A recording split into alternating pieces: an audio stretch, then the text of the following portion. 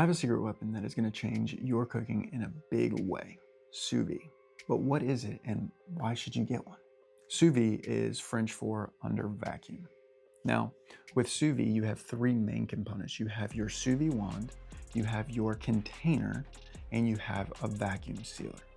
You vacuum seal your ingredient and you place it in a water bath. So this is a sous vide wand. This is what is going to control the temperature of your water bath. It goes on the edge of your container and it circulates the water at a very precise temperature.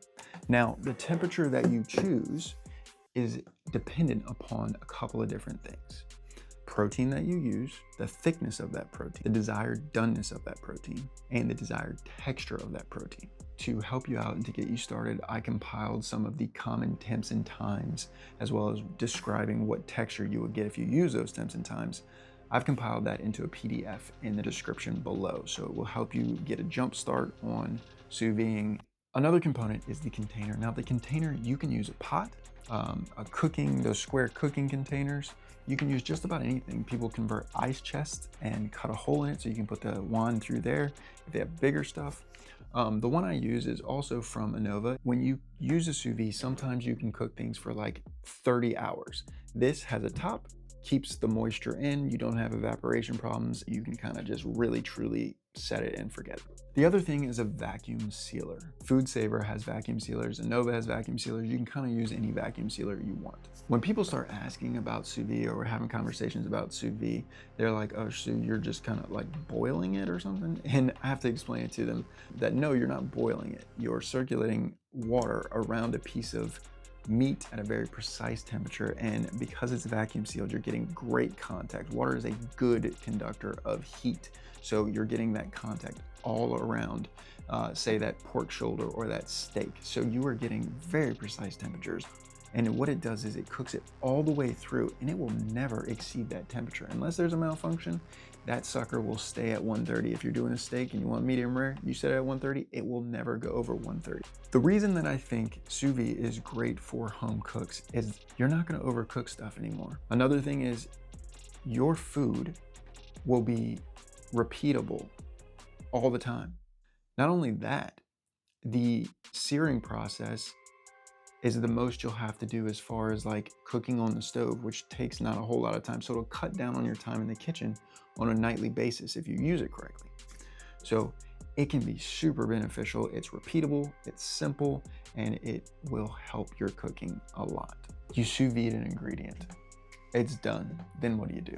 After that, depending on the ingredient, you want to get some color on that thing. If you sous vide a ribeye for 3 hours at 130, you're gonna have wall-to-wall, 130 degrees steak, perfectly medium rare, but you're not gonna have any crust, and it's gonna look crazy. It's gonna look strange.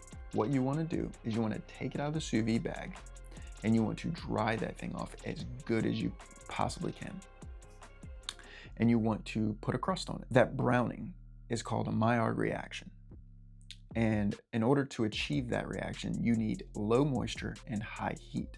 So what we want to do is get it on a really, really, really hot surface after we dry it off. So here's a quick recap.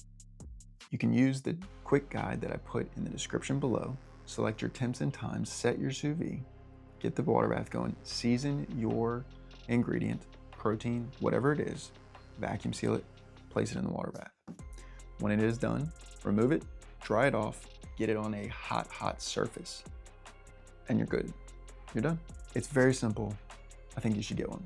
Now, we're gonna go sous vide something.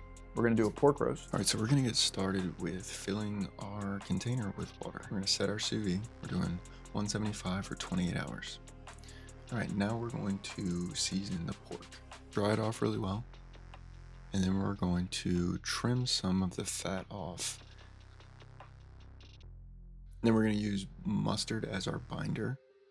Make sure you get it covered really well. You don't need to put it on the fat cap. But we're gonna start seasoning the edges and the bottom with garlic powder. We're gonna come back with some chili powder.